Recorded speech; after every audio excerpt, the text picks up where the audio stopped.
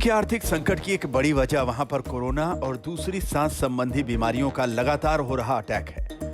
Think tank global trade research initiative यानी GTRI के मुताबिक हाल के दिनों में चीन में इंसान और पशु संपर्क के चलते सांस से जुड़ी बीमारियों का प्रकोप बार बार देखने को आ रहा है। इन प्रकोपों में 2019 में कोविड-19, 2013 में H7N9 बर्ड फ्लू, 2014 में H5H6 बर्ड फ्लू और 2021 में H1N3 बर्ड फ्लू शामिल है।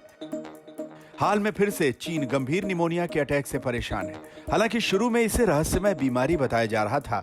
ऐसे में बार बार आ रहे ये गंभीर बीमारियों के अटैक चीन की सप्लाई चेन को नुकसान पहुंचाकर वहां की इकोनॉमी पर करारा प्रहार कर रहे हैं। इसके असर से बड़ी बड़ी कंपनियां चीन से निर्भरता खत्म कर दूसरे देशों में कारोबार शिफ्ट करने या वापस अपने देश लौटने पर विचार कर रही हैं। ऐसे में ये भारत के लिए एक बेहतरीन मौका साबित हो सकता है, लेकिन इसके लिए जरूरी है कि भारत को अपनी सप्लाई चेन मजबूत करना होगा।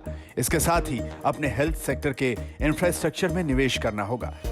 इसकी वजह है कि चीन ने जिस तरह कोविड-19 से निपटने में गलती की है, वैसा भारत ना करे। अब इस तरह की महामारियों से निपटने के लिए भारत तैयार रहेगा तो फिर उसके लिए चीन का विकल्प बनना आसान हो जाएगा। दरअसल चीन दुनिया भर में 90% से ज्यादा लैपटॉप की सप्लाई करता है। Washing machine, solar PV cell और EV बैटरी में भी चीन का दबदबा है।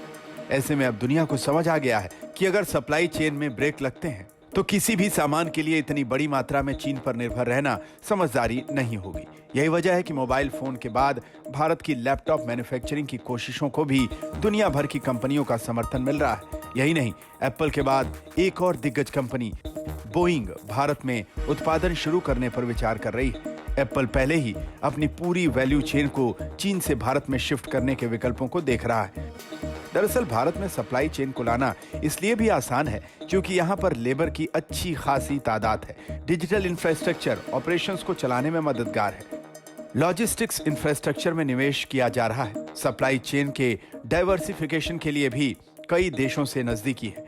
इसके अलावा उभरते बाजारों तक पहुंचने के लिए एक रणनीतिक स्थान है और कम लागत किफायती मैन्युफैक्चरिंग के साथ ही एक मजबूत कानूनी सिस्टम है।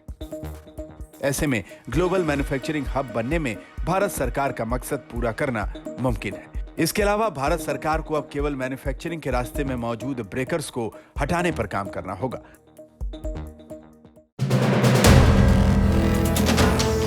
वीडियो पसंद आया तो हमें लाइक, कमेंट, शेयर और सब्सक्राइब जरूर करें।